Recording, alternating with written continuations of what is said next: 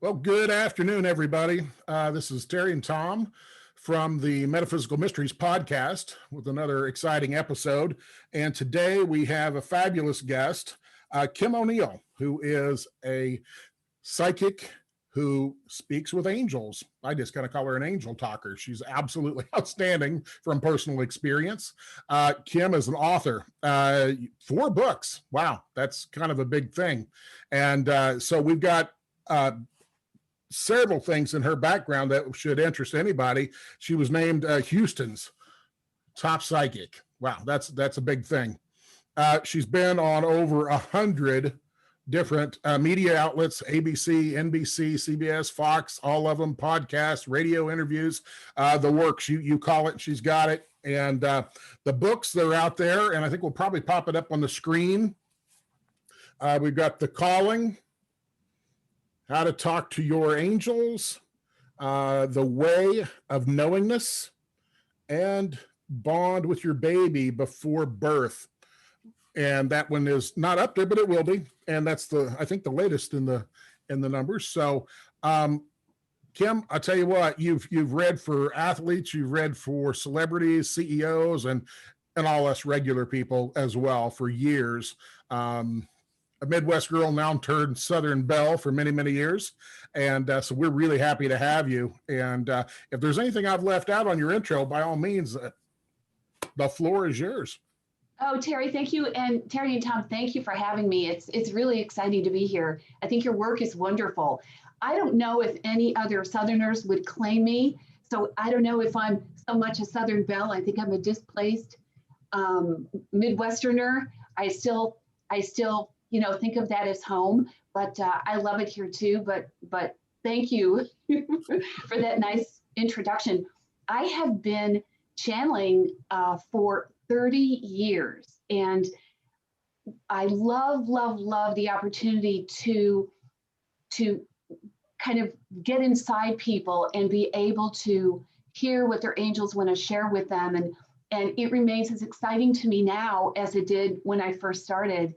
And everyone is so unique. We're all like snowflakes. And to be able to have the privilege of communicating with people's guardian angels and to hear about their unique gifts, talents, and abilities, and be able to share that with them and help them with actionable steps to take in regard to where they can be going at any certain time. One of the biggest questions I'm always asked is, why am I here? What is my life's work? Do I have one? Do I have any gifts, talents, and abilities? And I get this question from everybody, people who are wildly successful entrepreneurially, people in the performing and creative arts who already have tremendous success, Olympians. And a lot of people will say, what am I here to do? Because we have certain interests at certain times in our lives. And what I found is that no matter how successful we are, we can outgrow what we're doing at any given time. And then we're back kind of wondering, so who am I now? What am I going to do? And I've channeled for people, teenagers.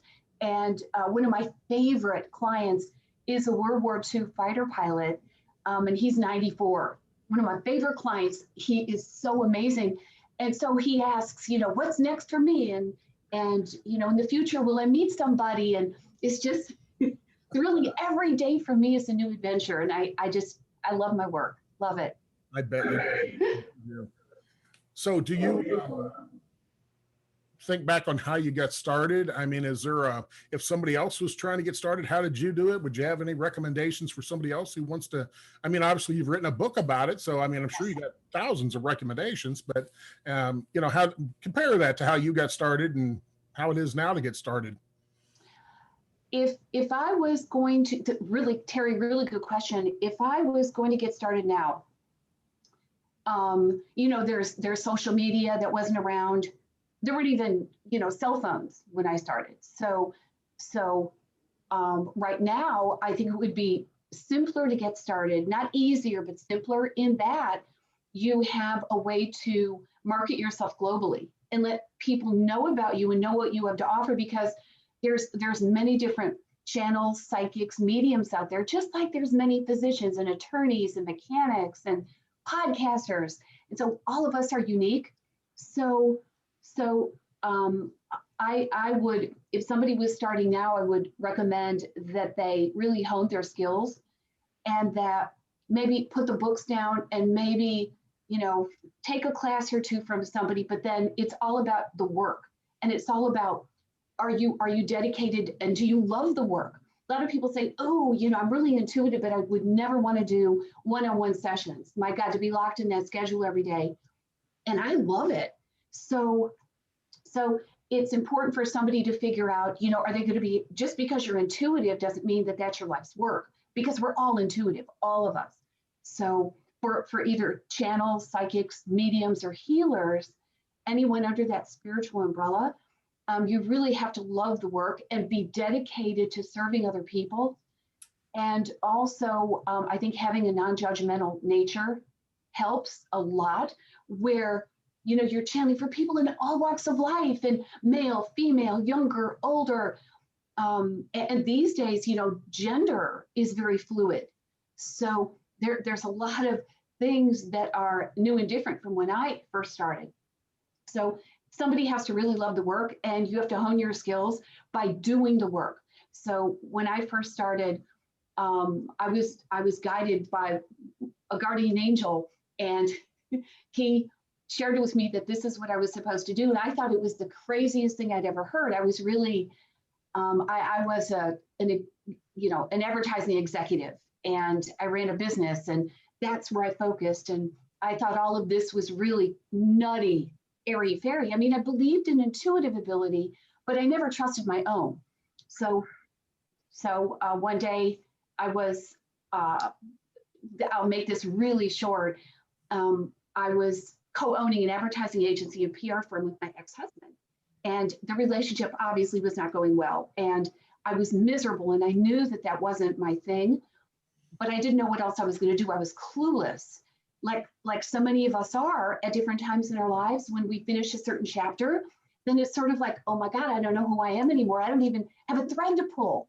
So I remember crying in my office one day, which was very unlike me. Went home with my Chinese carryout, and like a lot of single girls who lived in the city at that time, and I started to eat, and I was just turned on an old movie, and I saw movement. I was in a little tiny apartment because I had to be really careful because I was divorced, and I wanted to be really careful with my money. And so I saw movement, and I had a tiny little living room, and I look, and there is a spirit that just appeared.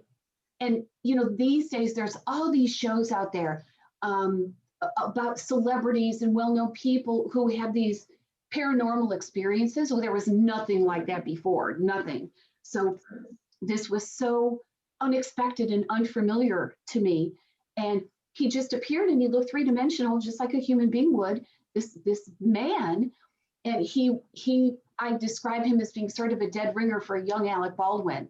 And he was dressed in a lovely suit, but the suit looked like it was maybe, in fashion in the, late 1800s. And I just couldn't believe my eyes. And I thought, my God, I'm going crazy. This is what I get working with my ex-husband. I knew this was going to happen.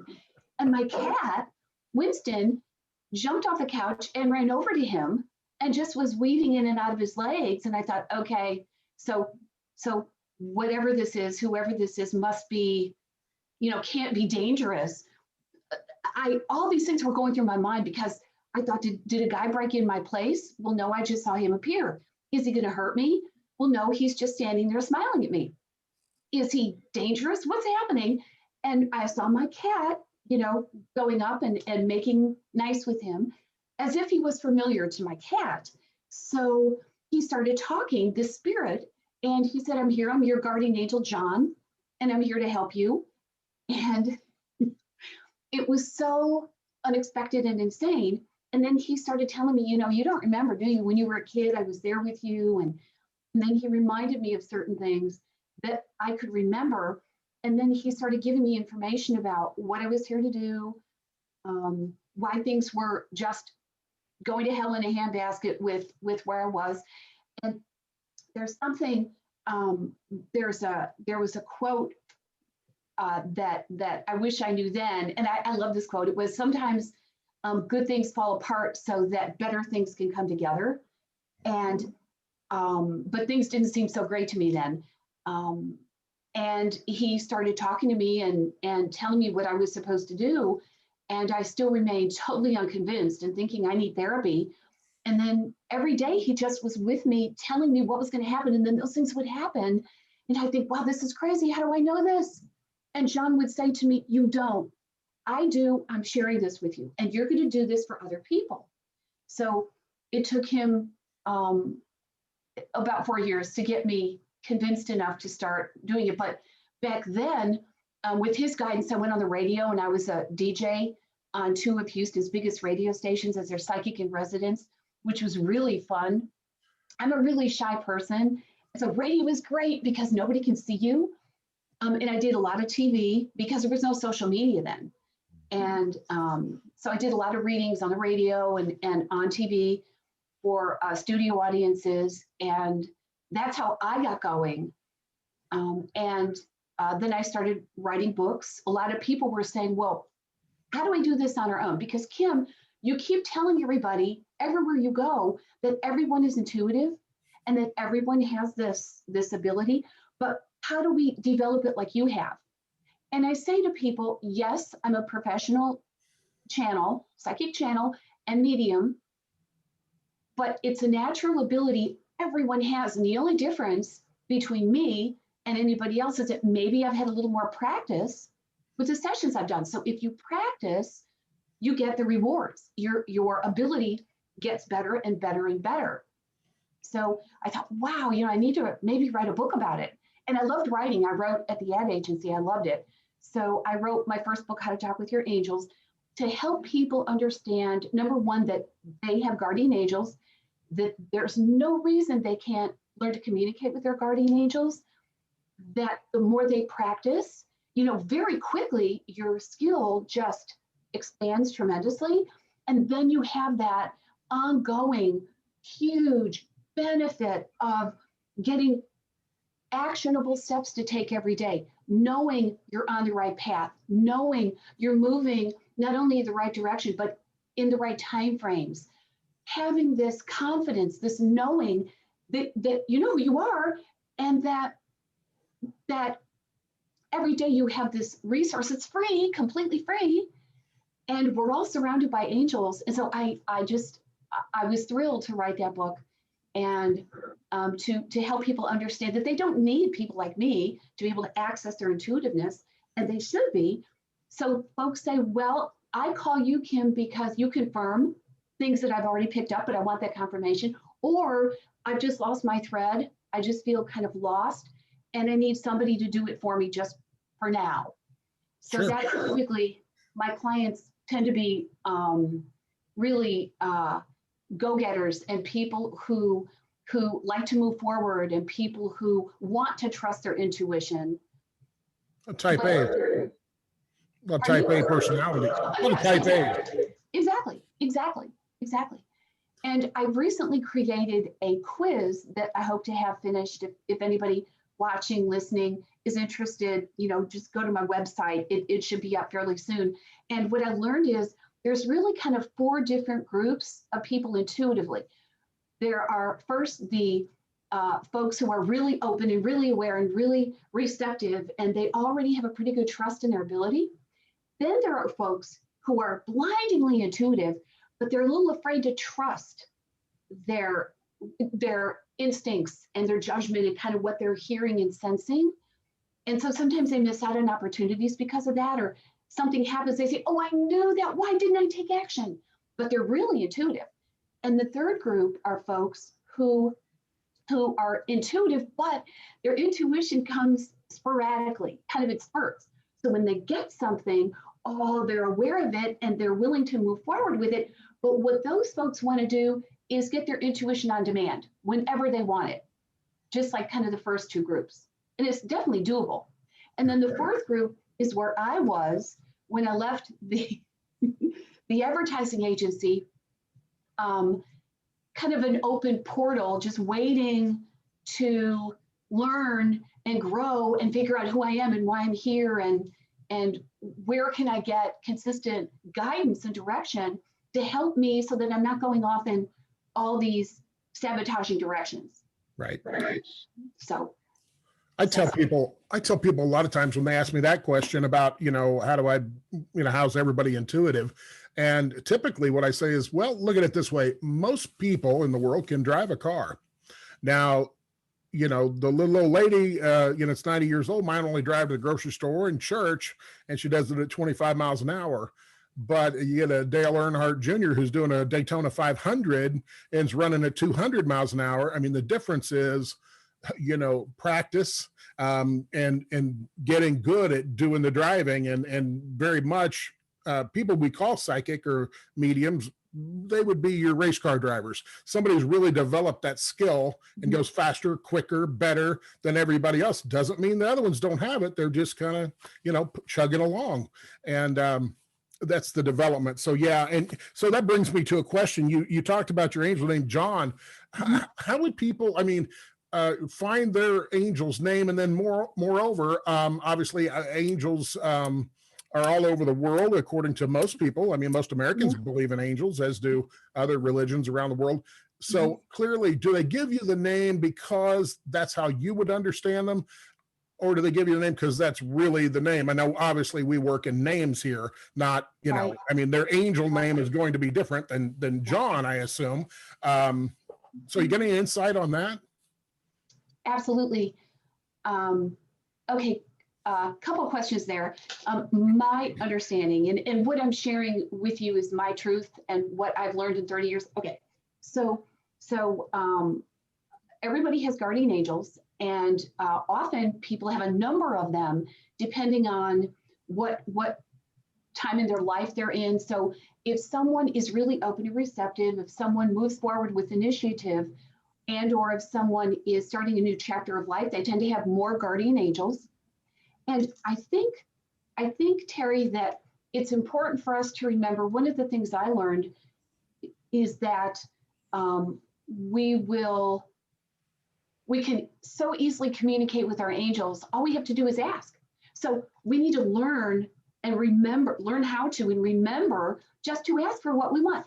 Okay, guardian angels, I'm trusting that you're there. What are your names? What are your names?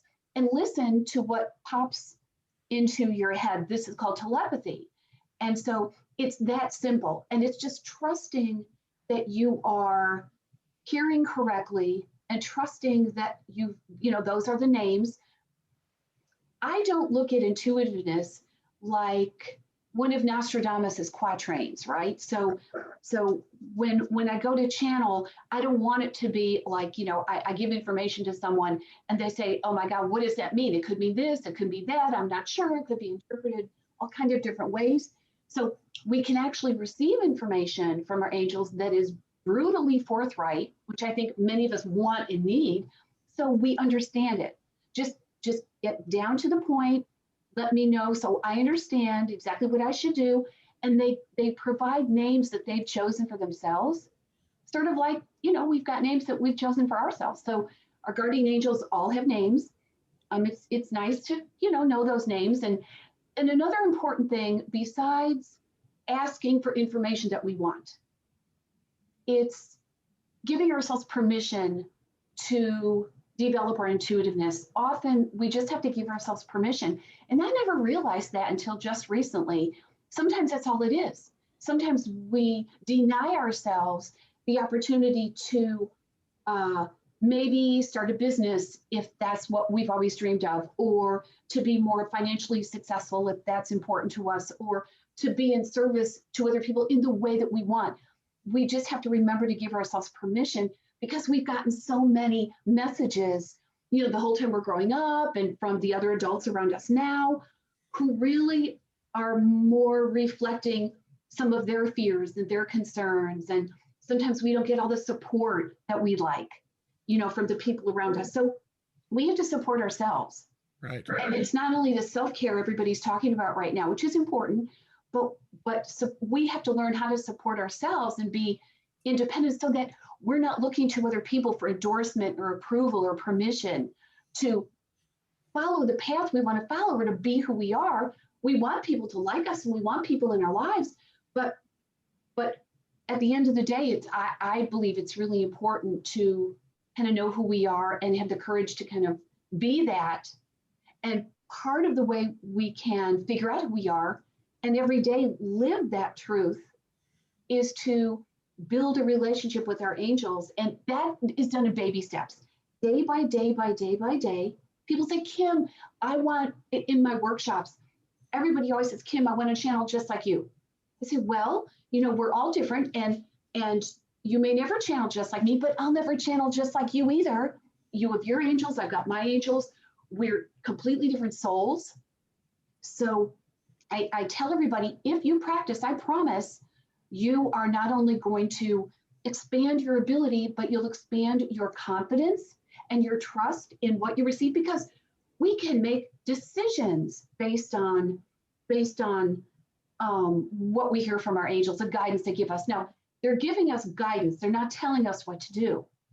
So I make it really clear when I channel for people, when they ask me about health issues, when they ask me about legal issues, when they ask about personal issues, business decisions to make, that your guardian angels are not healthcare providers. They don't have a law degree, et cetera, et cetera. I make that clear and say, this is guidance for you to take in and decide what it is you're going to do. But I channel a lot for people who are business professionals or entrepreneurs. And I channel for people in all walks of life. But it's really exciting to see so many more people these days, men and women. And of course, you guys are just as intuitive as women are, of course, be able to make decisions based on things other than what logic might tell them. For example, I channel for a lot of money people. I call them money people. And having channeled for them, oh my gosh, they taught me about the market. They taught me about investing just by nature of channeling for them. They ask about what stocks are going to do. And there was this one day, and I've done this for years and years, and I started years ago, putting a teeny bit of money aside in stocks for my kids' college. So taking this advice and then trusting in what my angels told me, which sometimes is totally different than what you hear on the news, or, so that can be a little scary, but it's fascinating. One day I was channeling for this gentleman. I've been channeling for him for about 25 years, and he has a session about every 2 months. So he always asks about the market, and he mentioned this one day. Yeah, well, I'm going to put possibly, maybe $700,000 into that stock. And I thought, $700,000, and I know that he deals with bigger money than that, much bigger. But it kind of connected the dots for me that this intuitive information that is coming from his guardian angel, it's not coming from me. I'm a conduit. I'm a conduit and a coach, but the information does not come from me. So this information that is this guidance coming from his angels, and it brought the numbers home to me. And, I get nervous if I invest $50 in a stock. Oh my gosh, do I really want to do? Yeah. So everything's relative, right? So, right. Yeah. Do you when you say you hear them, now some people, clairaudience is for the listeners, we have clairvoyance, clairseeing, clairaudience, which is clear hearing, and clairsentience, feeling and so forth. And then claircognizance, just a knowing. When you say you hear them, do you hear them within your head, or do you hear them actually with your ears?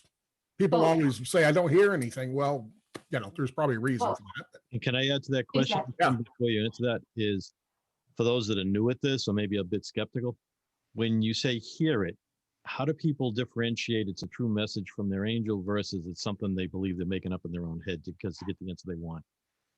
Tom, that is a fantastic question, a brilliant question. Often what we hear from our head will tend to be negative, worrisome, frightening, will cause us to have anxiety, will cause us to step back and not act. And typically what comes from our intellect will be advice like, don't try that, don't take that next step. It's not guaranteed. You don't know what's going to happen. You could lose everything you have. So So, and it's not always that dramatic, but often what we hear mentally, intellectually, is going to hold us back, is going to be negative or pessimistic. The brain always wants everything guaranteed before it is going to say, yeah, let's get out of our existing comfort zone. Yeah, baby, let's go. It has to be guaranteed. Well, nothing is guaranteed. The earthly plane is this constantly shifting landscape. So when our soul or our guardian angels communicate with us, it typically is positive and optimistic. It is supportive. It is encouraging. Now, our angels could be saying, you've got a health condition, you need to go to the doctor. So it doesn't mean your wife is canoodling with the pool guy, or it does, your child is flunking out of college and just not telling you. So it doesn't mean that all the information is happiness and light, but it's delivered to us in a way that is positive and optimistic, that is supportive, that is encouraging. And our angels are always going to help us muster the strength and courage to get out of our existing comfort zone, because if we don't, we're never going to feel achievement and accomplishment. And that's when things get stagnant. That's when we lose momentum. That's when life gets really tedious. So they're always helping us take that additional little baby step. Typically, it's not a big leaps, little baby steps. And so I tell people in my workshops that in my sessions that this is how you differentiate between the head and then what's coming to you intuitively. Also, it's a matter of just asking. If we've received some information, like we have an epiphany, or something just pops in our mind, we can ask our angels, was this you? Was this you guys? Did you just share this information with me? And this is what helps to create this back and forth communication, because that's what it is. It's back and forth. We're asking them for information and sometimes, feedback and support, and they're communicating information and insight and being there to inspire us and support us. So if we develop the routine of asking them, was this you guys? I'm not sure, maybe it was my head, although it didn't sound like my head, because my head's never told me to do that before. So it's developing this communication where it's like we're talking to a friend on the phone. And Terry, to answer your question, the way I hear them inside my head, it's like I'm talking to myself, and everybody gets telepathy. They get telepathic information where it just pops in your mind and you think, how did I know not to take Bailey Road home from work? And here I get home and I look on my computer and Bailey Road was all flooded. And I've never taken this other road, but I did today. How did I know to do that? So Sure. We hear things inside of our head. We can also hear things outside of our head. Sometimes people will say, I'm hearing knocking, or I'm hearing steps, or I'm hearing bells jingling, or I'm hearing my name called. I'm asleep and I'm hearing my name called real quietly. Sometimes folks will actually see their guardian angels, like I did with John. We can get all kinds of symbolism at night when we sleep in the form of dreams. So our angels communicate with us at night when we're sleeping, and then all day when we're awake. And when we start connecting the dots about, so maybe what I heard yesterday was from my angels, maybe they really are here, and then how much more could they tell me? How much more advice could they give me? And so it builds this relationship that just gets stronger and more tangible every single day.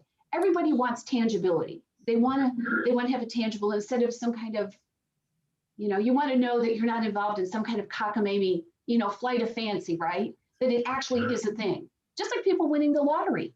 That's a thing. It happens. So. Yeah. Do you think there's a difference between guides and angels? A lot of people talk about guides and angels. Is that one and the same, or are they two different kinds of entities? Some people say guides are deceased ancestors or whatever, friends, and angels are a different kind of entity. What's your thoughts? My experience and what they've shared with me is that, if you guys talk to, 500 different channels are all going to have different opinions. Sure. Okay. This is why it isn't good for somebody to visit with a whole bunch of different psychics. That's not a good idea. Yeah, if you're going to captain your ship, you can't be getting advice from 50 other people. How do you captain your ship? How do you, anyway? So I look at the spirit guides and angels exactly the same. So I think some people, you know what I think really? I think that this is going to sound a little spiritually subversive, but from my experience, and I've channeled with thousands and thousands and thousands of angels. Okay. Have I channeled with everyone that's ever been? Of course not. But I think often people want to kind of get off into the spiritual realm. But anytime you start saying psychic or anytime you start saying angel, people, oh, what do? That's like some people with ETs. When you start talking about ETs, oh, that's too far out for me.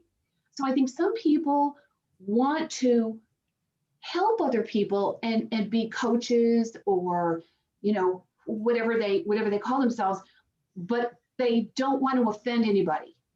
So they think a lot of people out there are much more comfortable with that phrase, spirit guide. And I've run into that. I have run into that over and over with that label psychic and with the spirit guide. But spirit guides, well, they can be made up of two different groups. Our angels, and then also departed loved ones. I pretty much call all of the, I call them angels or departed loved ones rather than spirit guides.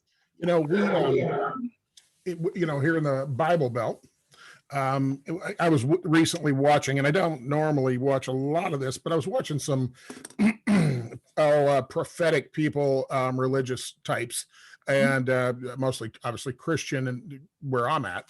And that being said, they would say, well, I hear something from God. Well, particularly this was about the election, you know, it's ongoing. Will the count come out one way or the other? And I'm hearing from God. I'm not doubting that what they believe at all. But who they're hearing it from, I suspect it's probably an angel type that's giving them, they're interpreting it because of their training and what they want to believe that that's coming from God. Any thoughts on that? I can't comment on the source of anybody else's information. Sure. I don't know where it's coming from. Do I believe that God communicates with human beings? Of course. Do I believe that angels communicate with human beings? Of course. And my understanding is that angels, of course, are dispatched by God or you know, the creator. Some people like to call him or her, and are kind of heavenly ambassadors on the earthly plane to help us. You know, we come to the earthly plane in our lifetimes for two reasons, human beings. We come here to grow and evolve and to work through issues, and we come to contribute. Another quote that I love, I don't remember who made it, but he was told by his mother that God gave us two hands, one to help ourselves and one to help other people. So because we're here to evolve and grow and contribute, this angelic help is just crucial. And here's something interesting. I think it's interesting that kids and animals can see guardian angels and departed loved ones. Little kids can see them three-dimensionally. We'll say, Grandma came to visit me last night. And if the parent isn't, you know, open to this, ooh, you know, the little one can get in trouble. But the child knew what he or she saw. And animals too. Sometimes, you know, people will laugh at their dogs or cats and they'll say, you know, I've got the dumbest dog. He sits there and he talks to the air and he barks and he wags his tail and there's nothing there. So I always find that funny. Yeah, I have a reverent sense of humor. But so I don't know, Terry, if I touched upon what you were talking about other people and yeah, just whether or not, you know, their interpretation, I think, is based a lot on their social conditioning. If they've been around folks such as you, they're going to say, oh, it's probably this. If they've just sat in a church, because I see people getting hung up on language a lot of times, you know, they go, this is deep prayer, other people call it meditation, you know, these kinds of things. And so did I hear it from God, or did I hear it from an angel, or did I hear it from my guide? Well, if I've never been exposed to talking to angels or talking to guides, then I'm going to assume it's God. But trying to decipher the two, I mean, I've got my system that I use, but I didn't know in your experience if you've had to help people actually figure that out themselves. Yes, I do. And people ask about that in session all the time. And you know, Terry, you're, I kind of look at you as more of a kind of genius. And I'm a real simple girl. And so because I like things to be so simple in my life, and I've learned not to complicate things like I used to. So to me, the simplest way to discern what spirit is communicating with us, or what being is communicating with us, is just to ask, who's communicating with me? Is this God, the creator? Is this one of my guardian angels? Is this Uncle Ignatz, you know, who passed away? It could be somebody else's guardian angels, somebody else's departed loved ones, who will come to us and say, would you please give a message to so-and-so? Yep. Absolutely. And people that are parents, often their children's guardian angels will provide them information, you know, about how better to parent. You know, every day's a new adventure, right?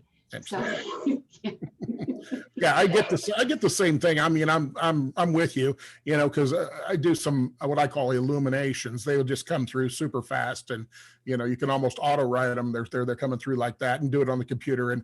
And sometimes they'll sign their name at the end, and sometimes they won't.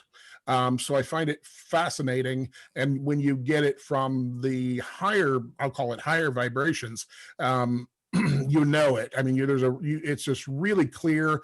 It is succinct. It's almost scripture-like in a way, is how I get it. And then if it's more personal for somebody, I've even got it in different languages. And then when I call the person, I said, I don't know what this is. This person's 1,000 miles away from me. It came in for you, calling you. And I read it in the language and that I got. And they said, oh yeah, I know who that is. It's my mom. I was, you know, certain kind of a Native American, and that's from that language. And I'm like, I'm glad you know, because I did not. So yeah, it's some of that stuff. That is awesome. And Terry, you had the openness and receptivity to receive the information, and then you mustered the initiative to deliver it. And really, I have the sense, kind of knowing you, that you deliver information which is such a gift to other people without needing their feedback to let you know that you've heard correctly and that you passed it along to the right person at the right time, that you know that feedback is great and it's terrific. But I definitely get that sense about you, that you have the courage to know what you've heard or sensed or seen, however you've picked it up, and then to know when to deliver it. Yeah, it's kind of fun when you got all these guys standing behind you. And you know it. That's a team effort, is what it really is. You know, I just happen to be in the flesh right now, so that's kind of handy.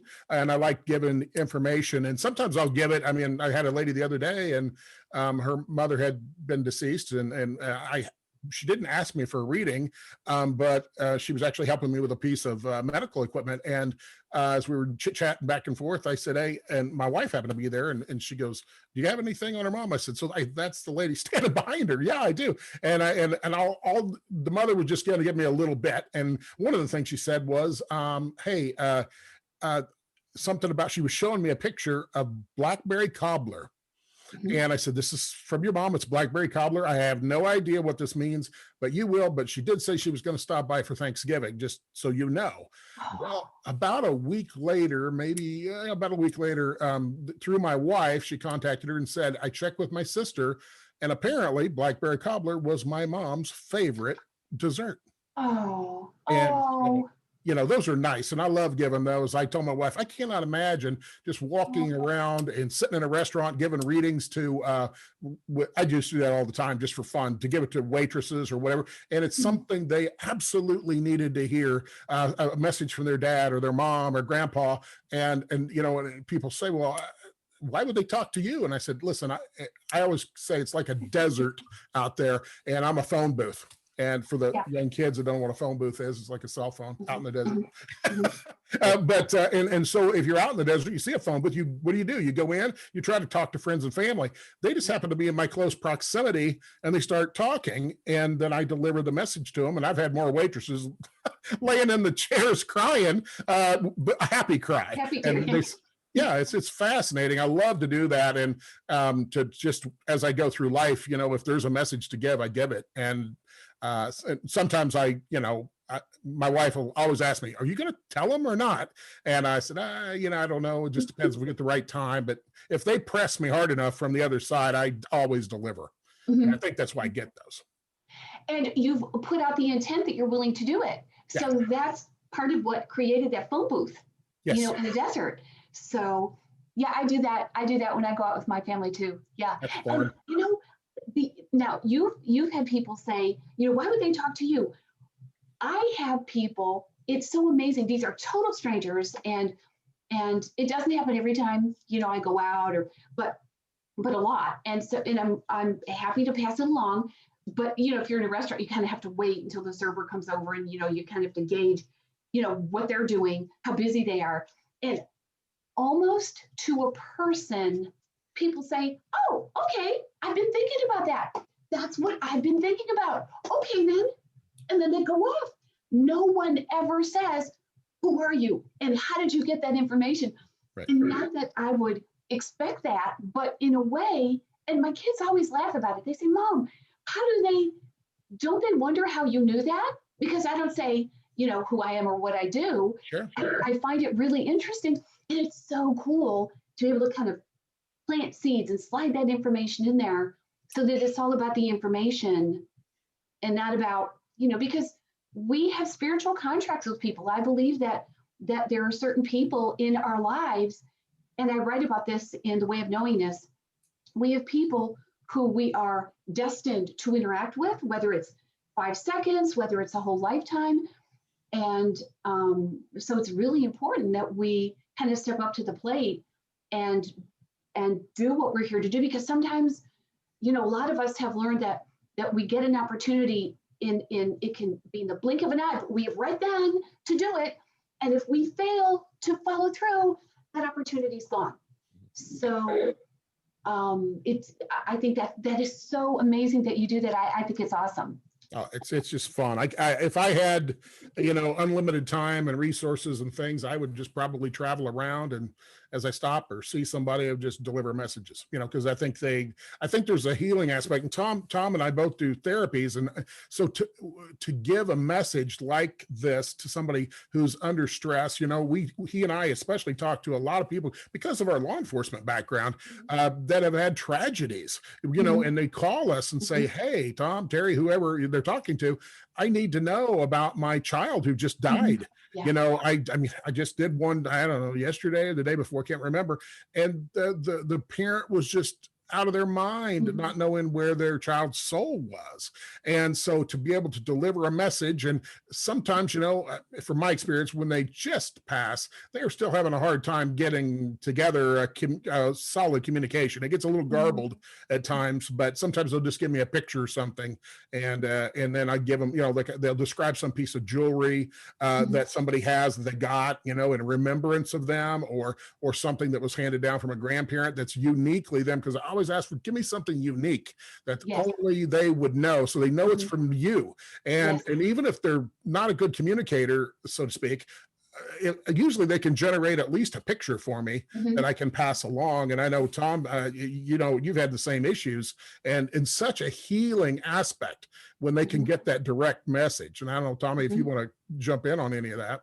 Yeah, I usually don't get the messages quite the same way you do. I have that sense of knowing, and I usually say to people, "I don't know why I'm about to ask you this, but tell me about this." And they're like, "How did you know that?" Some people, it wigs them out because I can finish their sentences if I'm really dialed in what they're about to say. That just creeps people out. So I try not to do that too often.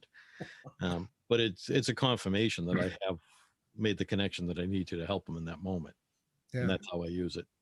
Awesome. Hey guys, what if, we could tour? What if the 3 of us toured? We could tour, go to a couple different cities or whatever. Terry, you're talking about, that would be, when things, recover. So that would be interesting. You guys could do maybe mediumship work, and I could do, maybe psychic, deliver psychic information for people about the here and now. I don't know, be fun.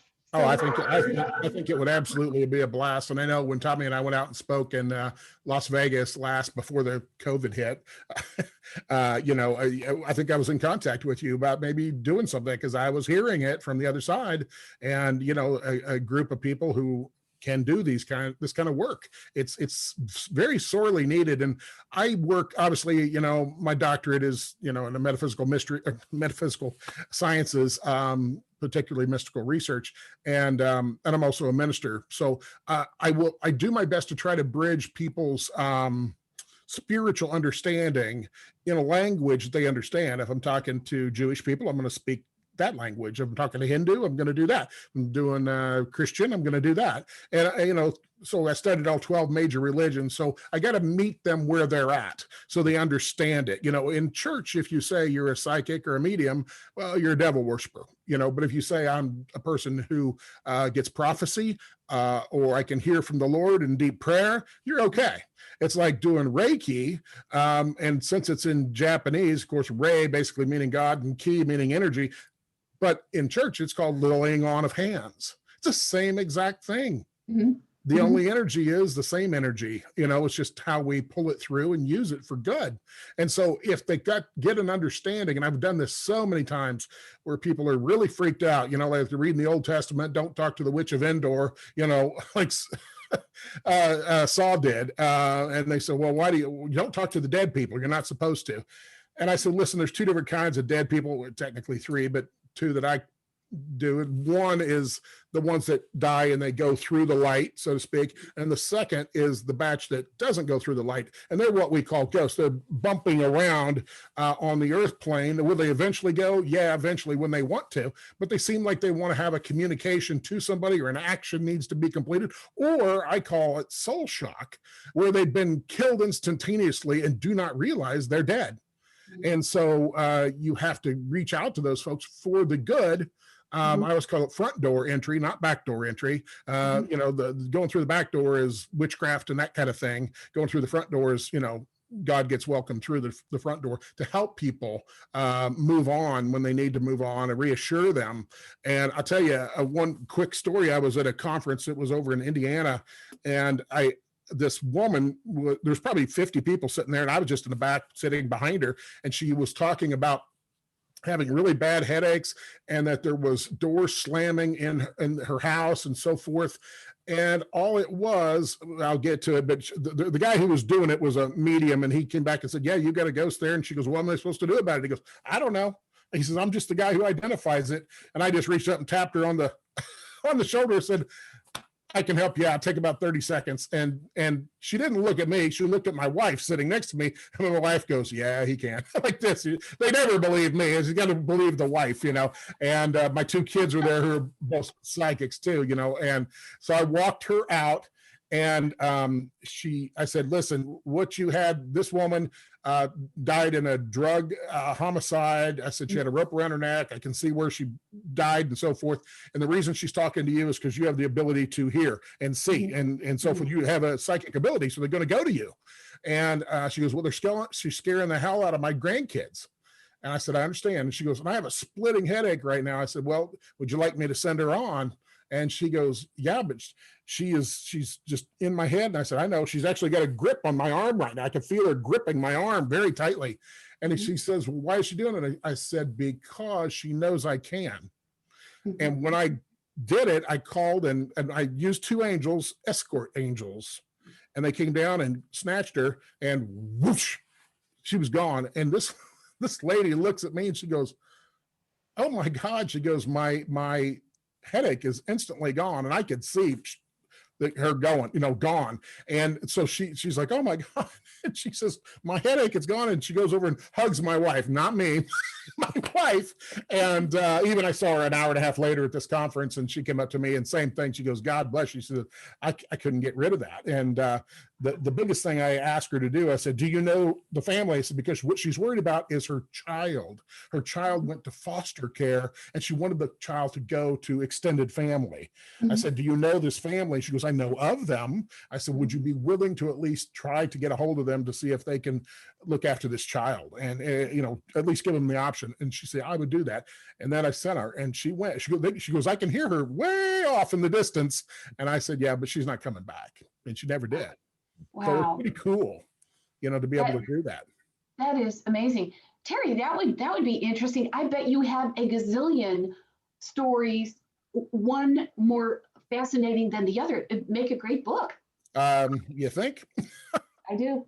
Yeah, I've got so many, because I do exorcisms too. And that always comes up in these interviews, the things that go bump in the night, the things that are darker, and how people can avoid that, and how if you do run across that, how do you get rid of them? And that's a huge deal for people. Mm-hmm. And I get a lot of those. I bet a lot of times it's one a week in some form or another that I'm doing. Wow. And I'm not advertising. I'm just saying that's what comes to me. And through whatever link up that the angels hook up, the phone call, and then I'm going, okay, well, I guess I'm doing this. So I don't know if you run into those things that bump in the night and so forth, and how you deal with them in your practice. It was really interesting. We lived in what we call our haunted townhouse. But I look at the earthly plane as sort of spiritual grand central station. So I think that it's more unusual not to pick up on, ghosts and angels and departed. And once we start opening up, we get much more sensitive to these things. And what I found, Terry, is that sometimes there are spirits who just want to hang out, and they look at us as the intruders.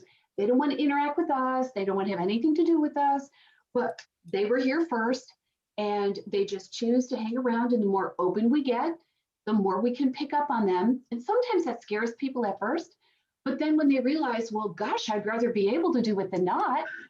And not all spirits that hang out where we are problematic. When we moved in our house, we've lived in this house 18 years. And when we saw it for the first time, we walked in the front door, and my husband said, Kim, now listen, we want to negotiate here. Now, we haven't seen it. If we like it, don't act like you like the property. Just, stay cool, which is not me. So we walk in, and we had looked at homes for years, and hundreds of homes. We walked in, and it was like the house said, you're home. And my angel said, this is it. And I started weeping in the entryway saying, this is our house. And my husband just rolled his eyes. But then we talked to the owner, and he said they're selling the house, and the family had kind of split up because they had a daughter named Leanne who, they had 3 kids, and this was their family home. When the kids grew up, they were the only owner of the home, from 1980. And she was killed by a drunk driver going to work one day. She's like 29 years old. So I could feel her in the house. I could feel her. And she's this darling, darling spirit, just this darling energy. And so it's like, oh, this is going to be a great place for us. And if there was ever a homeowner who was selling and, they were going to find buyers who weren't going to be upset by that, we're perfect.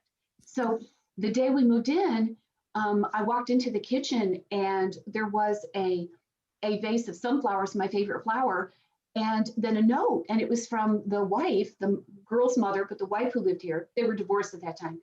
And she left me a note, and she said, I hope you enjoy our house. We always did. And I know Leanne is going to come, and she's going to stay here with you. She's not going to move on with me.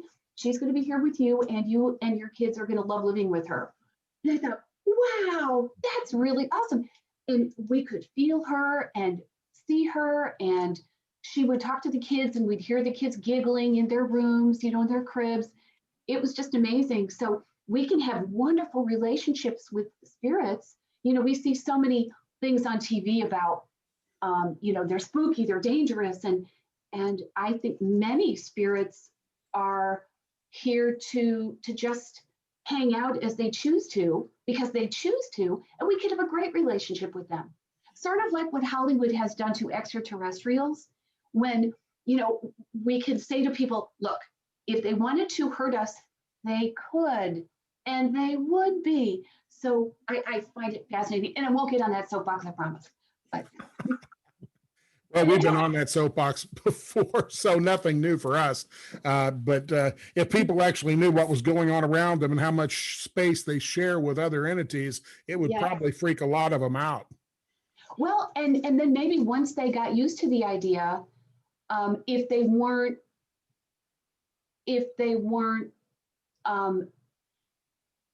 invested in, how do I want to put this?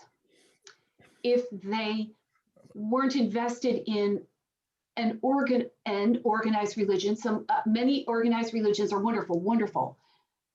And I'm not saying that some aren't, and I want to be real clear on this, but sometimes the way that we, like you were saying, Terry, earlier, the way that we're socialized and conditioned from childhood. I was a Catholic, and many professional channels are Catholics. I find it really interesting.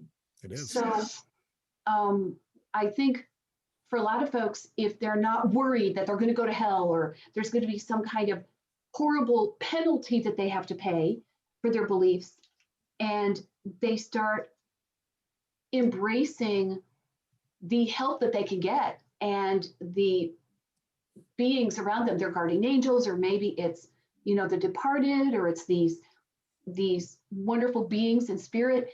I think it's just awakening. It's this wonderful time when we recognize that we are just a part of what exists on the earthly plane. Sometimes, hubris, human beings, and there's nobody out in space, we're the only beings that there are. So, and everyone's entitled to their opinion, everyone's entitled, but I think it's so fascinating and not only restorative, but inspiring to awaken oneself and widen one's horizons to all of the possibilities that are here right on Earth, to make the earthly plane magical and beneficial, and it's not all gloom and doom. And so, but Yeah, that's why I look at things. Yeah, it's definitely not all gloom and doom, but with the current media thing, well, I call it propaganda. It's not really journalism anymore. It's all opinion pieces. Yeah, and it's sad because the average person's not getting the truth about what's going on, and they're finding other sources for that information, and humans will. They won't believe what they have the ability to discern truth. I believe most people, and the ones that are tuned into themselves a little bit, that helps, but some that are completely oblivious to that, I call them sheeple, and they'll just follow whatever's in front of them, and that's unfortunate. But that's what I think those of us who get the opportunity to do this kind of work, we're here to raise that consciousness to where they, get the opportunity to understand who they are, what they are, and use those gifts that are sitting right there in front of them. And we're, children are a big portion of what we do too, is, kids that come in, and right now we're getting a lot of kids, they call them, indigos or whatever, being born in, and they've got all these skill sets.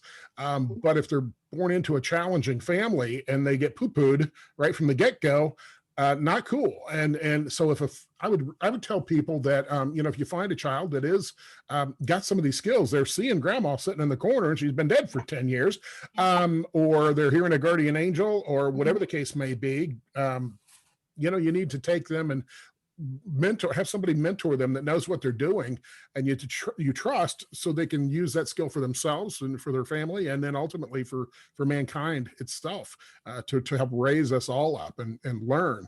And you can use it in whatever format you want. Like you said, you can use it in business, you can use it in religion, you can use it in, family interactions, whatever it is. And I think in the olden days, a lot of people, I would say, especially women, had certain abilities, but they never talked about it because, it was just not talked about. You would be banished from civilized society if you talked about it. So they would just say, well, you want to know if you're pregnant or not, go talk to grandma. She's really kind of good at that.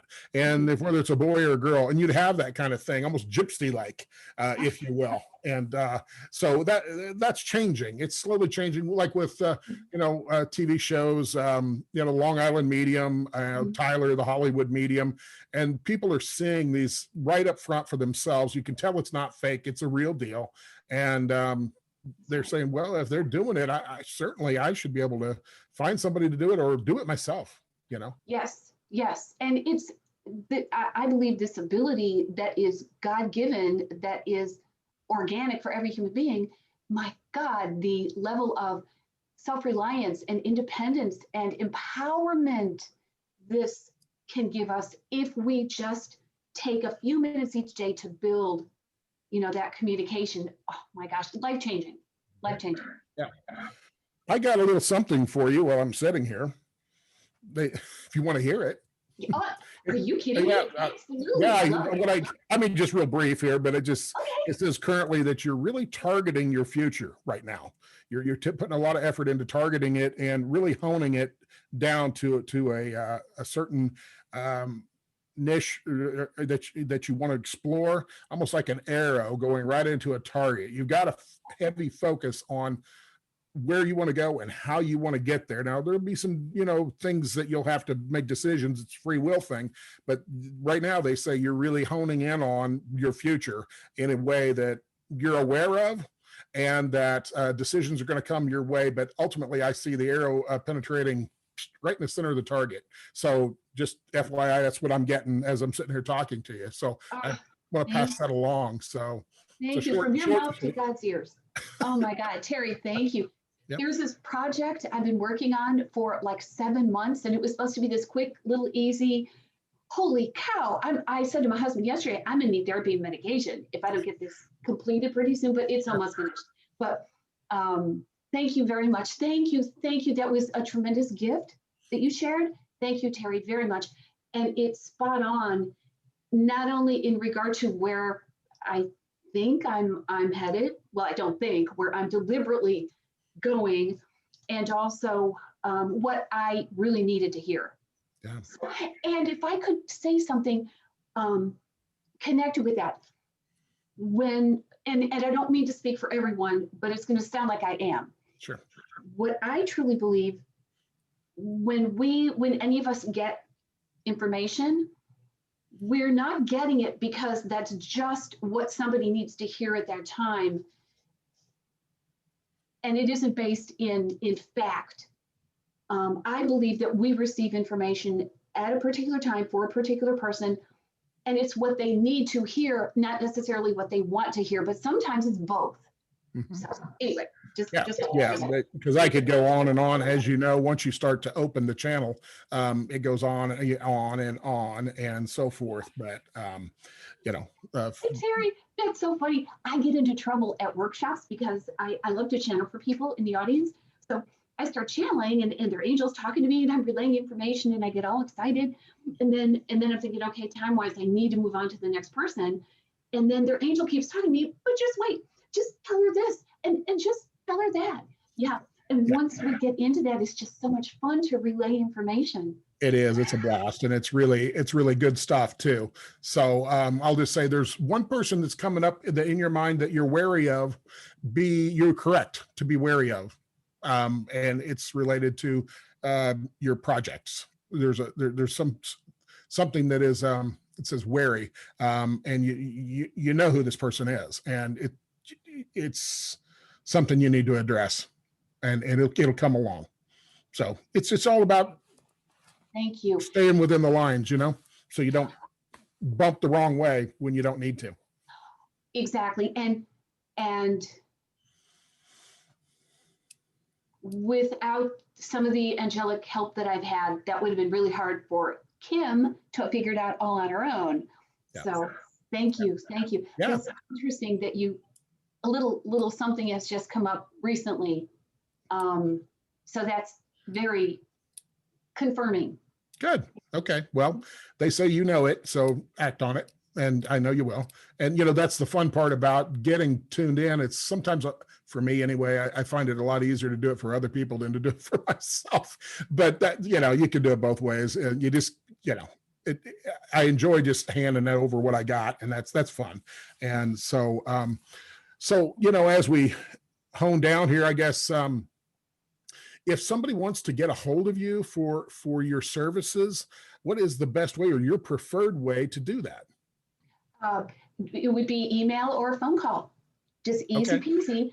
So I conduct sessions. I still conduct full-time sessions, and writing a new book right now.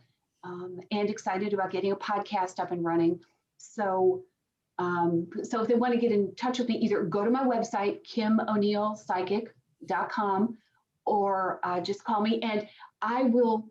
I have the workbook that I'm offering folks, and it's really fast and easy and simple, and it's called the AM Brain Drain and Intuitive Jumpstart Exercise, and it's real simple. We can do it every morning, and it just helps us quiet all of the negative mental thoughts, so we're able to hear and be open to our intuition. And if we do this for a couple minutes first thing in the morning, oh my God, it's just amazing. So I'm really excited to offer that to the folks who are actually listening. That sounds very, very useful. And Tommy, you should take her up on that.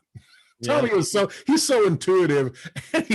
He says, no, I'm not. I don't do what you, the hell you don't. Absolutely. But I think there's folks, and Tom, you can address this, but that could really use that I think it's more of a confidence thing than a skills. I mean, yeah, do develop your skills, but when enough people tell you can do it, I think that helps you move along. And Tom, I don't know, what do you think?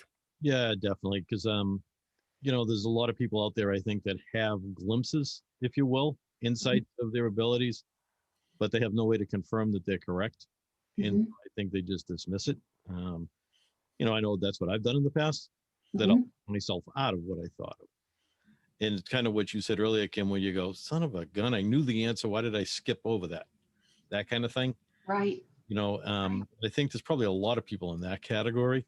When I work with folks, that's what I hear. And so they just need that confidence building ability and some way to confirm that what they're getting is truly what they're getting. I think that confirmation, that's really important. And here's just a thought. And Tom, you bring up something really insightful. I'm sorry, I didn't mean to interrupt you. No, go ahead. What we can do is ask for a sign. So if we're picking up intuitively and we're needing confirmation, we can ask our angels for a sign. Give me a sign that what I picked up is correct. Right. Yeah, some people use that. Tommy, some people use that simple red light, green light, or even yellow light. And for them, they just kind of put in their head, give me a green light if this is good. And, almost like a stop sign or stoplight, red light, green light, yellow light, should I be cautious here? Yeah, yellow light comes on, you just sit and listen or see it. And if that's your method. So I hear a lot of different ways like that, Yeah, anything that's simple for people, I think would be useful. And that sounds very simple to, utilize. And it's funny you talk about simple guy. Terry knows the story, but working with a gentleman who just lost his young teenage daughter a couple of months ago. And, he was reaching out and asking for a sign, and it was early in the morning. And as he finished his question, all the holiday lights turned themselves on. And he's like, do you think that's a sign? I go, man, I might not be the brightest bulb on the tree, but I got that one. That's pretty clear. Yeah, so, they learn to manipulate electricity very, very quickly. And that's awesome to see. And sometimes they'll show up in your friend's house. If you lost somebody like that, like a daughter or a son, they'll show up in your friend's house who is a psychic also, or, along with it. And then you'll get this phone call from your friend go, hey, your kid just showed up over here and said, blah, blah, blah, blah, blah, this number.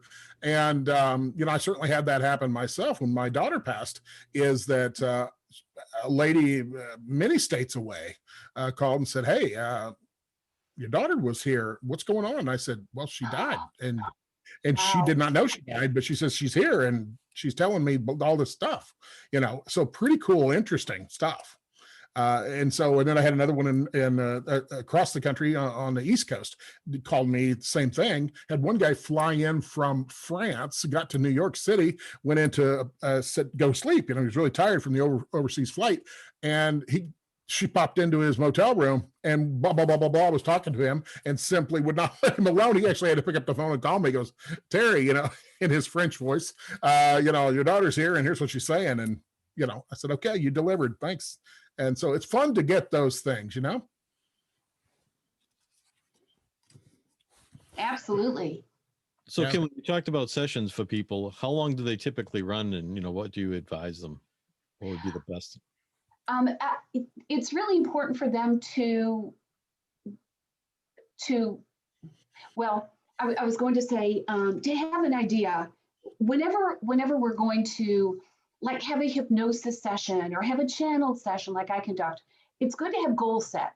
So what I recommend to people is that they write their goals down. In other words, what questions do you have? What is it you really want to accomplish? So we can get right into it. I conduct half-hour sessions and hour sessions. Some people book, an hour and a half or 2 hours, depending on how much they want to talk about.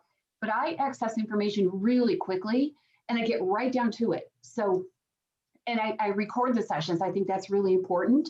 If someone wants a recording, I do audio recording and video recording if someone wants that. So it's a matter of simply figuring out what are the goals that you have and calling my office or emailing and setting the appointment. Let's briefly talk about your books. Of the 4 books that you have, if somebody's interested in a certain topic, which book should they read? And as you go down them, what interest is in each book? And thank you for asking that, Terry. How to Talk with Your Angels was my first book, and that's a great book if somebody wants to learn more about how to develop their own channeling ability, how simple it is. I tell a lot of what I think are interesting stories from sessions, and but that's a how-to. I have another book called The Calling, and that is a memoir. So if somebody wants to know what is it like to, what is it like behind the scenes, and how did you get into this? I mean, what were the steps? How did you do this? They would find that book interesting. It's funny. There's a part that I think is tragic about a murder victim who I befriend, and that book is not, I'm like a conservative mom, but I don't think that book is for kids under 13. So The Calling, and I've had some people reach out and want to make a film about it. So that'll be exciting if that takes place. But if somebody wants to know what it's like behind the scenes, The Way of Knowing This is a book about reincarnation. It's a book about the decisions and choices we make before we come to the earthly plane in regard to what gender we're going to be, what our life's work is going to be, that whole process. And then how we have our spiritual blueprint when we come to the earthly plane, but then how free will can impact the course of our life, and whether we accomplish everything we've come here to do or whether we accomplish none of it. Free will is there for us. So that book I think would be interesting to people who want to know more about the process, like how am I who I am, and how do I have the family of origin I have, and why would I have chosen them, and why do I have the spouse that I have, or why am I single? Why am I in the work I'm in? What am I, is there a life's work I'm going to do later? What about my health? So all these different dynamics of our lives here on earth. Now, Bond with Your Baby Before Birth, I wrote that book because I had my children when I was 44 and 45, and my doctor told me I was nuts, that I would never be able to have children, even if I had fertility treatments. But my angels and my unborn children kept saying, Mom, we're coming. You can believe us, or you can trust in the doctor. We're not telling you not to trust in your doctor, but we're coming. So I moved forward, and lo and behold, the 2 children without any fertility help at all. And it was shortly after I had my second child, and I was watching something. It was an OBGYN in LA, and he was an older man, very conservative. And he was like on a toot, and he says, he was very perturbed. He said, and he was shaking his finger, I will tell you that if anyone over, he said 35 or 40, tells you that they had a baby naturally, that they are full of baloney and they are lying to you, they are liars. And I thought, what? Who would say such a thing? Well, he knows every woman in the world. Just because he's had that experience, perhaps with his patients, he says that. I mean, it's his opinion. He's welcome to it. But I got so, as my mom would say, I got my Irish up, and I thought, oh my God, and so many women are going to hear this and think, oh no, I'll never be able to have a child. And women over 40 have been the fastest growing group of women giving birth, in this country anyway. So I decided, okay, oh my God, I've got to write that book and just talk about the fact that it's possible. So that's why I wrote Bond with Your Baby. Absolutely. That makes sense. Well, I've certainly done that with some friends that I see potential children waiting in the wings.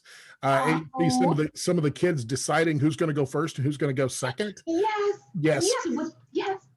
Yeah. And some of them, well, because of decisions, they may not make it, especially if they're number 3, 4, or 5.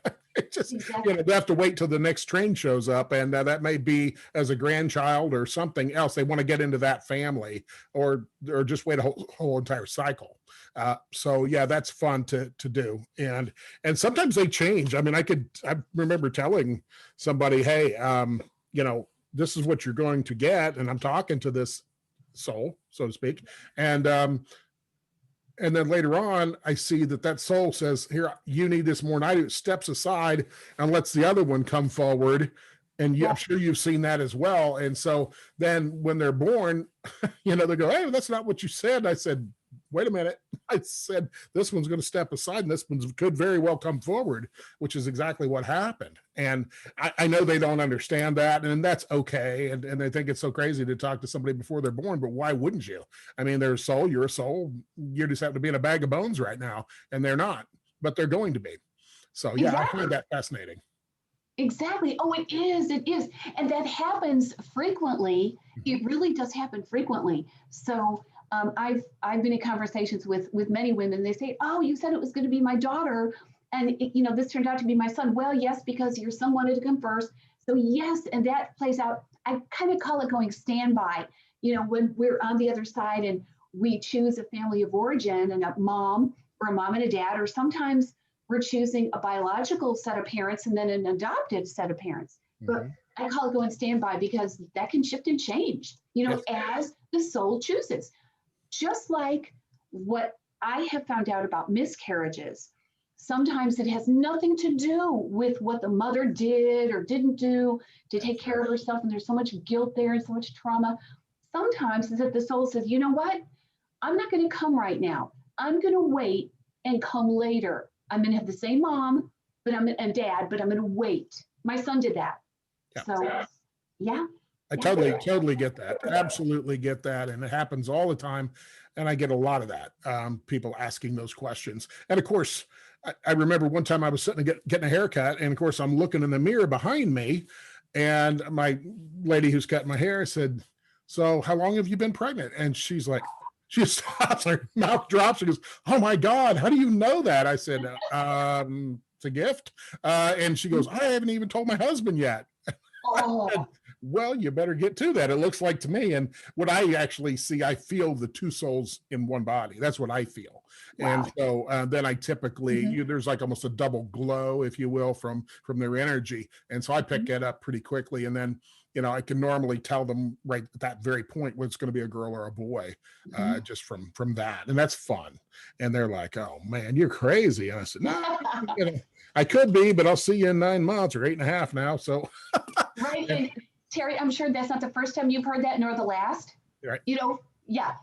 That's fun. I take that with a badge of honor. And I had a trooper one time call me and he says, Terry, he says, I'm in a problem. And I said, you are? He goes, yeah. And he says, I have lost my badge and my passport, and I have got to fly out overseas, and I have got to have that. And I said, oh, really? Well, what would you have of me? And he goes, well, tell me where they're at. I said, here's the deal. Your passport, I said, you put in a place that was very safe, and it was in with some other documents. And I said, tomorrow morning, you're going to get up and you're going to walk to it and you're going to find it. I said, but it'll be in a very safe place in your mind. And I said, and your badge is in the bathroom. He goes, oh, no, it's not. I've already checked. I said, your badge is in the bathroom. And so the next morning he gets up, he goes to his safe, and there's a pile of papers. He pulls out from the pile of papers his passport in the papers in a safe place. And that he calls me, oh my God, it's in my safe. And I said, good. He goes, but that badge is still not in the bathroom. I've checked it upside down. I said, nope, it's still in the bathroom. The next day he texts me and he goes, do I really have to admit this? He texts me and he says, I said, yes, you have to admit it. And and he's texting me, goes, it was in my pocket of my robe hanging on the back of the door in the bathroom. Oh my God. Terry, I have a question. When people ask you to in your mind's eye try and find something that's missing, and you get a location, do you ever feel like I do, like, oh, I if I was there with them, this is where I'd be looking, and do you ever get that feeling like you wish you could go and find something because you'd be able to find it, you would go right to the room and right to the area? Oh yeah, absolutely. And Yeah. from a law enforcement perspective, people find me my dead relative, so very serious, my kid died or this died or that died.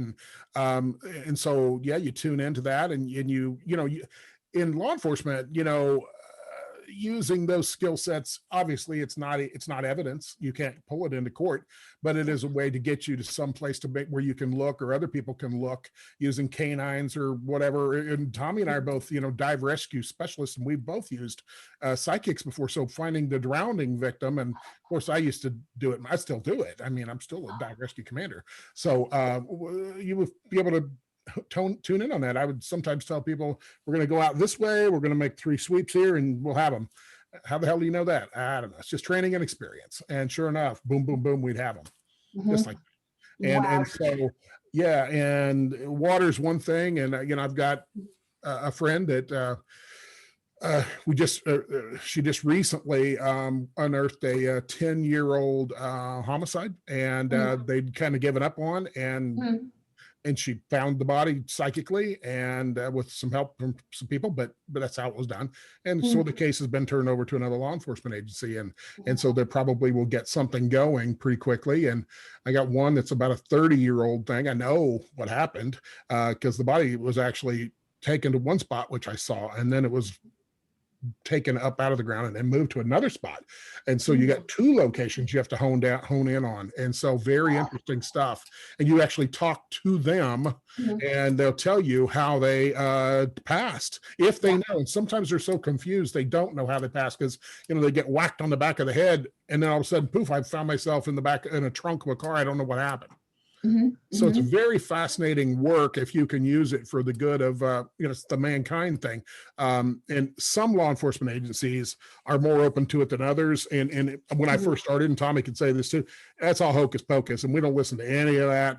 But the interesting part is, as we've both been around this a long time, cops in general are very intuitive people. And if they're not, they're dead. Because knowing what you're going to get when you walk up to a car on a simple traffic stop, or searching a building and not turning that corner till you're quite ready to handle what's there, all these insights come in, but we always write it off as that's just training and experience. But no, really, it's intuitive insights. And in some of the books and materials, especially related to defensive tactics and things of that nature, they call that the 6th sense. So it's actually in writing in law enforcement academies and stuff. And so that's really kind of a fascinating field just in and of itself for people that do this. Absolutely. It's amazing, the experience that you guys have had. It's fascinating. Do you think that departments would be interested in 2 of their own giving a little workshop on intuition? Yeah, in some cases, I would probably target, what I've been interacted with was a university, people going through their criminal justice degree. So it's not so strict as, say, a police department itself. And so you get to them early before they ever even really get into law enforcement, and come in and have a 2-hour session on, okay, here's how you use it. This is a tool that's in the toolbox. Do you have to use it all the time? No. Can you bring it into court? No. But will it get you where you need to be? And how do you discern between somebody who's legit and somebody who's woo-woo and nuts off their brain? And the only real way to do that is by doing a little background on them to see if they're a legitimate person, got the clinical background or the law enforcement background or whatever legitimate background they have. They're not just some nut job. And I quite frankly, when you go to some of the conferences and people wearing the weird hats and doing costumes, I don't think that helps the industry at all. My opinion. I just think that's silly. But that comes from my filter in life. Other people, that's the way they roll, and I get that. But it doesn't help anything when you're actually trying to utilize that for something important. And so, yeah, going to schools, I think, would be good. I don't see a formal police department putting one on. I don't know, Tommy, what do you think? You think they'd actually put on an in-service for that? I doubt it, especially up in the Northeast with the super conservative around a lot of this newer age type stuff. Maybe as an introductory in case you trip across one of these people, and if you could do a couple of readings on people sitting there to validate what you're doing, I think that might open the door a little bit. But as a formal thing at a police department, I doubt it. Yeah, it's a pretty conservative bunch because they have to work off logic. You can't assume anything. You got to let the evidence show where you're headed to, and you can't say, "Well, this is where my target is." No, that doesn't work that way because I'm an investigator. That's what I do, and so interviews, interrogations, collecting evidence. And as a crime scene tech, you get certain protocol you follow. But in our dive rescue work, certainly we've had family members go, "Hey, they're right here." And sometimes we find them right there. Wow. Or they had been there and then floated on down the river. That's possible too. So it's just fascinating field. And I think we can get to them. And I think the younger ones are probably a little more open to that than some of the old crustier salts that have been around for a while. But the detective sections are the ones that you're normally going to interact with. Those are the guys who are going to have the homicide cases, and they're going to want to take every opportunity to explore all those things. And cold cases are really probably the top thing that they use psychics for. Interesting for this conversation. We say the crusties, yet I recently had a conversation with a retired Boston officer and told him about this. And he's like, well, let me tell you a story back in the day where he had, a ghost encounter on a call. So I think it's there in the older people. They just don't want to bring it forward for fear of credibility issues. Yeah, absolutely. I had a couple of officers that got called to a house that was haunted. And basically when they were there, they saw a little kid, like a 1-year-old, kind of get pulled all the way across the couch. And there was nobody there. And they're like, door, sorry, we're not qualified for this. Because in that particular case, the parent had, nobody would go up into the bedrooms. They end up in a big pallet in the living room because it was that haunted and in a negative way. It needed to have some experts come in and do what they do. So it can be challenging because law enforcement obviously tends to be around a lot of negativity because that's the nature of the job. But you got to retain your humanity and realize that you're only dealing with a small sliver of people that are that way. The vast bulk are not that way. And so we try to teach recruits, cadets, if you will, you need to have a life outside of law enforcement so that you don't fall victim to believing everything is that way, because it's not. So it's a fascinating field, no question about it. And, I've been interviewed on podcasts and things before related to that for therapists and psychologists and psychiatrists, how to interact with law enforcement and that sort of thing. And it's a different animal, completely different animal than other jobs. No doubt about it. So yeah, fascinating stuff. So anyway, well, I don't want to keep all this rolling. I could. But everybody's got things to do. So, Kim, I just want to say thank you very much for coming on. It's absolutely fascinating. And the work you do is getting out to the public, the books and everything that you do. And I would tell people, if you need a reading from firsthand experience, Kim is absolutely excellent. Angel talker is what I call you when I talk to people. And so I've recommended you many, many times to people. And I hope that a few of them have certainly taken the opportunity to use you. The books, of course, give some actual practical stuff to hold on to and to practice yourself following, your guidelines. I think that's excellent, to get that out there. So I appreciate you coming on today. Oh, thank you, Terry and Tom. It has been such a joy to be here with you. Thank you for having me. Thank you. And I think the work you guys are doing is amazing. We're trying. And I look forward to interacting with you, in the future. It'll be a blast Tom, you got any closing thoughts? Yeah, Kim, I just want to reiterate, thanks again for coming out and doing this with us. I think the audience got quite a bit of information today in a fun way.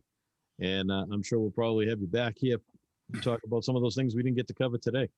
If you're up Fabulous. for it, I love it. I love it, you guys. It's a date. sounds like a plan. Fantastic. Well, from all of us here at the Metaphysical Mysteries, we will see you next time, and take care out there.